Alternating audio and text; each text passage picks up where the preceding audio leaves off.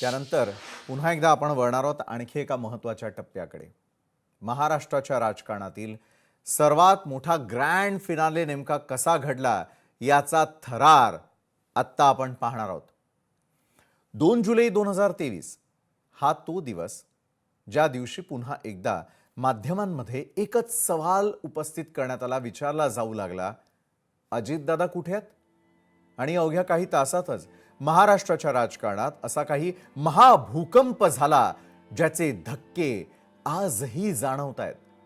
यावेळी अजित पवारांनी केवळ सत्तेची बाजू बदलली नाही, तर त्यांनी थेट इतिहासालाच कलाटणी दिली। एकनाथ शिंदेंची शिवसेना आणि भाजपच्या महायुती सरकारमध्ये सामील होत अजित पवारांनी उपमुख्यमंत्री पदाची शपथ घेतली। मात्र हा प्रवास 2019 सारखा परतीचा नव्हता बरं का। यावेळी दादांनी थेट आर-पारची लढाई पुकारली। त्यांनी केवळ सत्तेत वाटा मागितला नाही, तर ज्या पक्षाची स्थापना काका शरद पवारांनी केलेली होती त्या राष्ट्रवादी काँग्रेसवरच आपला अधिकृत दावा ठोकला। निवडणूक आयोगाच्या दारात ही लढाई लढली गेली।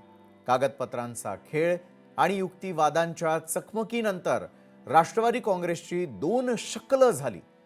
ऐतिहासिक निकाल लागला आणि पक्षाचं नाव राष्ट्रवादी काँग्रेस आणि घड्याळ हे चिन्ह अजित पवारांना बहाल करण्यात आलं। याच चिन्हाच्या जोरावर त्यांनी 2024 ची विधानसभा निवडणूक ताकदीनं लढवली आणि पुन्हा एकदा उपमुख्यमंत्री म्हणून सत्तेच्या सिंहासनावर ते विराजमान झाले। काकांच्या सावलीतून सुरू झालेला हा राजकीय प्रवास आज अनेक वळण वाटा आणि संघर्षातून एका वेगळ्याच उंचीवर पोहोचलाय। अजित पवारांनी केवळ स्वतःचा वेगळा मार्ग निवडला नाही, महाराष्ट्राच्या राजकीय नकाशावरती अजित अनंतराव पवार या नावाचा एक स्वतंत्र आणि कधीही न पुसता येणारा ठसा उमटवला। सत्तेच्या राजकारणातला हा एक असा प्रवास आहे जो भविष्यामध्ये अनेक पिढ्यांसाठी अभ्यासाचा विषय ठरणार आहे।